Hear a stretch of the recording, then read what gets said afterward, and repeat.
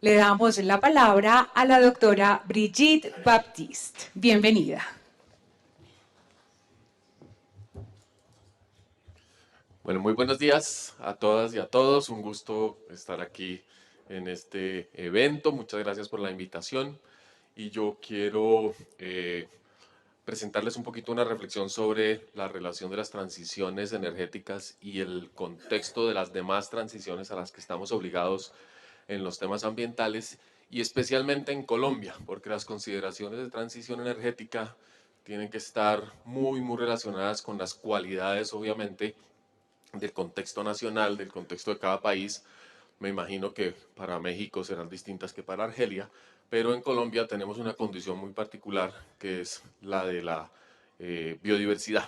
Y pues por supuesto por mi trayectoria y mi experiencia voy a hablar un poquito del contexto de la transición energética dentro del manejo y el cumplimiento de las metas de biodiversidad que tiene Colombia en el convenio internacional al respecto y que cada vez tiene más vasos comunicantes con el convenio de cambio climático.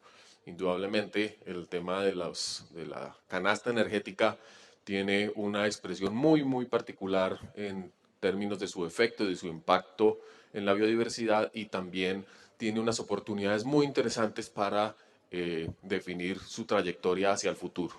Esta imagen con la que estoy empezando los últimos eventos en que participo corresponde a ese desastre tan grave que está sucediendo en nuestro país, seguramente también en Perú, un poco menos en Ecuador, progresivamente en Brasil, que es la deforestación y sobre todo deforestación amazónica. En menos de horas estamos perdiendo miles de años de construcción de bosques complejos, de bosques de alta diversidad, que se convierten en esa humareda que es el peor gas de efecto invernadero que conocemos, porque además de que es CO2 genérico, se lleva de por medio toda la biodiversidad de esa selva. Las noticias de la semana pasada no son buenas en general en el planeta.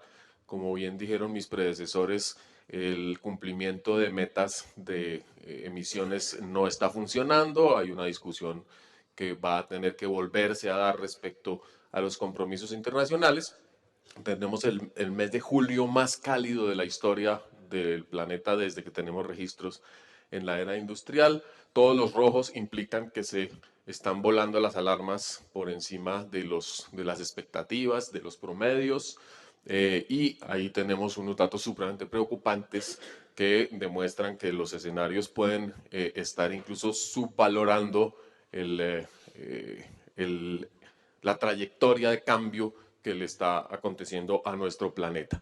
Esto sobre todo va a afectar eh, pues indudablemente la estabilidad ecológica del mundo, pero la percepción pública del rol de las energías. Y creo que el tema más crítico va a ser exactamente qué dice Greta en los próximos meses, cómo comienza a incrementar la presión sobre todas las empresas generadoras de energía, sobre las sociedades consumidoras de energías más o menos renovables, todas tienen su nivel de sostenibilidad y qué tanto la licencia social empieza a afectar los patrones y las decisiones de los políticos que están en elecciones constantemente.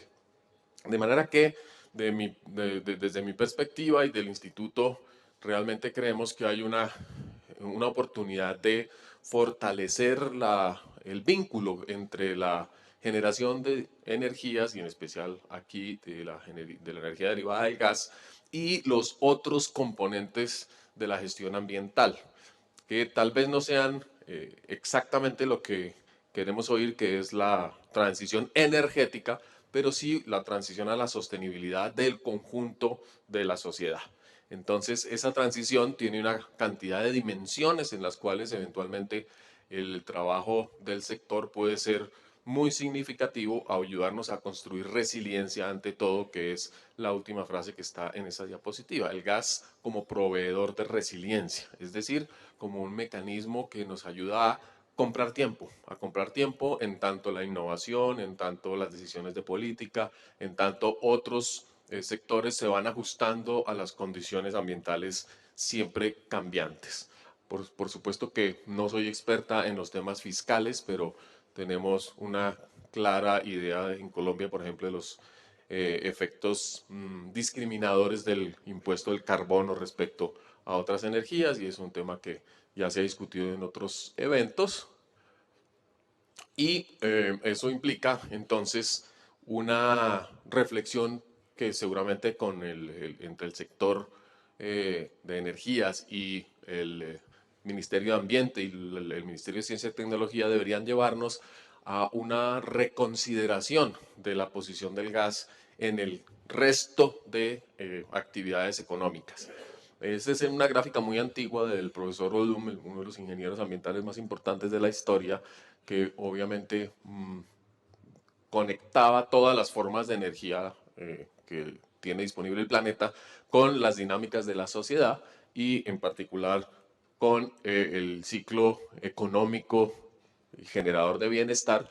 Y siempre decía la estructura compleja como esto es una bodega, el bienestar acumulado de la sociedad y la naturaleza. Y de aquí quiero rescatar es la palabra naturaleza. ¿Cuál es la cantidad de energía que estamos reinvirtiendo en el manejo de la sostenibilidad de los procesos biológicos?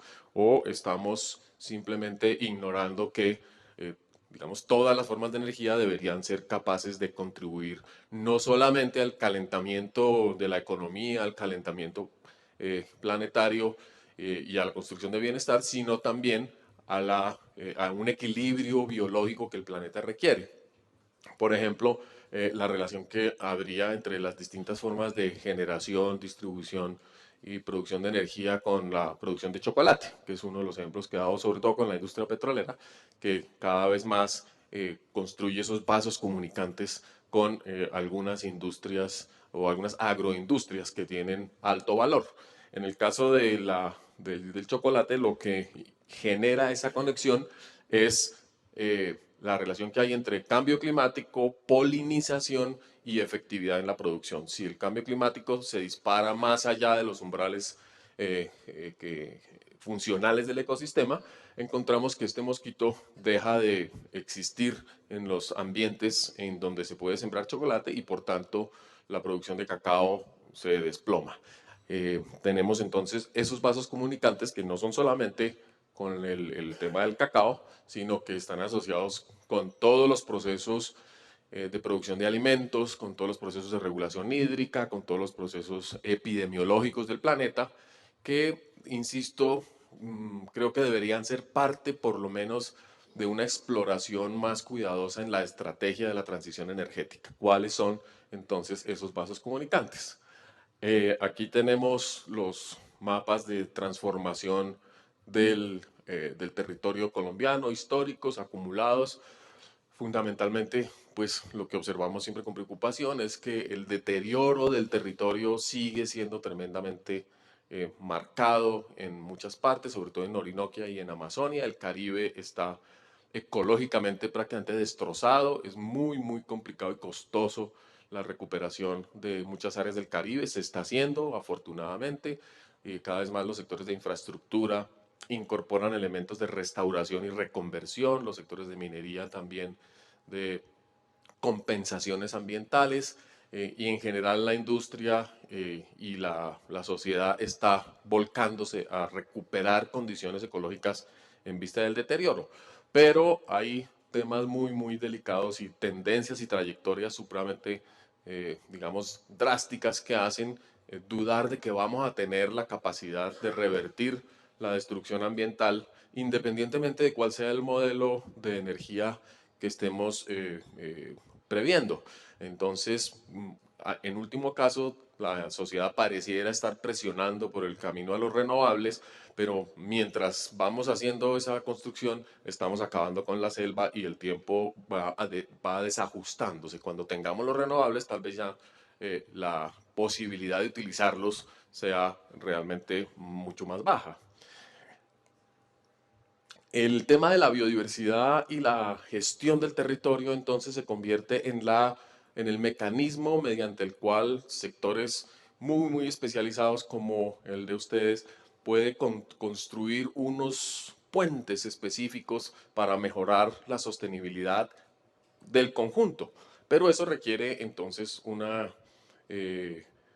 discusión muy cuidadosa de dónde y cómo actuar como sector en relación con los demás. Si la relación va a ser directa con el Estatuto de la Construcción o como en el caso del gas que ha sido con la movilidad urbana. Ahí hay una apuesta importante, hay una apuesta de control de la contaminación del aire urbano y creo que ahí hay una posibilidad de mejora en el futuro, pero indudablemente hay otros espacios que valdría la pena considerar.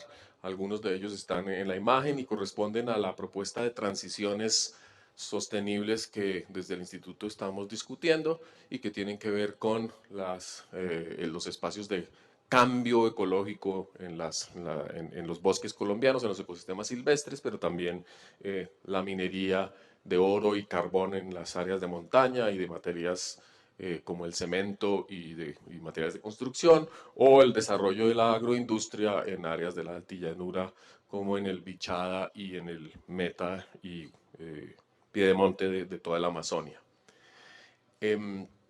¿Por qué creemos que hay un potencial importante de conexión entre el sector mineroenergético y el sector de gestión de la biodiversidad y los paisajes?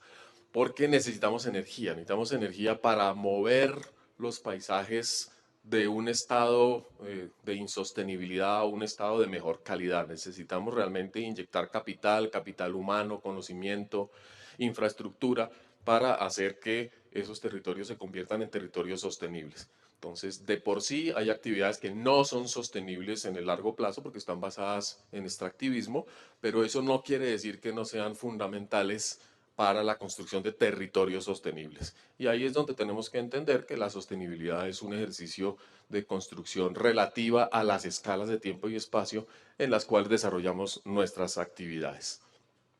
Esos mapas muestran simplemente la posibilidad de evaluar los cambios ambientales a lo largo del tiempo en distintas regiones del país a través de monitoreo, sistemas de información que nos van diciendo dónde aparecen los puntos críticos, los estados delicados, digamos, de la transformación del territorio y cuáles podrían ser las prioridades y las herramientas de política y de inversión que mayor efecto pueden tener.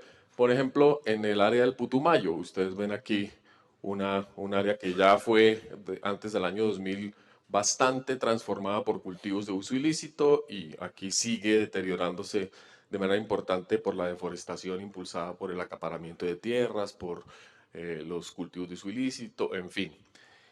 En esa región, sin embargo, hay iniciativas y acuerdos entre industrias, autoridades ambientales y comunidades para construcción de territorio sostenible, entre ellos la producción, por ejemplo, de chocolates sostenible o de chocolates de marca, atención a iniciativas de emprendimientos comunitarios, que son señales de que hay una articulación que puede ser muy, muy exitosa en entre distintos actores de la economía en un sector muy concreto.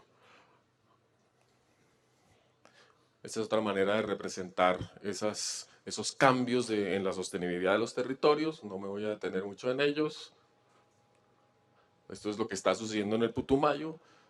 Desde el año 2000 tenemos, esta es la zona de ecosistemas silvestres y cómo paulatinamente van disminuyendo y van entregando tierras a los ecosistemas de manejo rural, de la ruralidad, que a su vez van entregando tierras a la ganadería extensiva y que en algunos casos permiten ciertos niveles de recuperación y restauración, pero la idea sería que esto fuese un esquema absolutamente trenzado, que el bosque siempre recibiese cantidades importantes de tierras para la recuperación y la reforestación y eventualmente una economía forestal.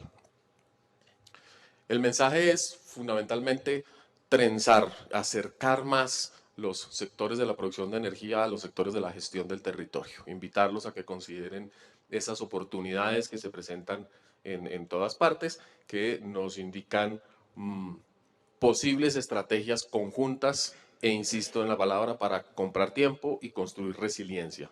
Resiliencia, capacidad de afrontar las crisis climáticas que van a ser muy locales, van a ser eventos extremos como los de los mapas europeos, olas de calor, fenómenos de la niña bien intensos. Se nos viene un fenómeno de la niña en 2 o en 3 años, esperemos que no sea con la gravedad del 2011, pero esos fenómenos van a ir intensificando la resistencia social también y la presión política para legislación y normatividad e interferencia del Estado en las decisiones de la canasta energética.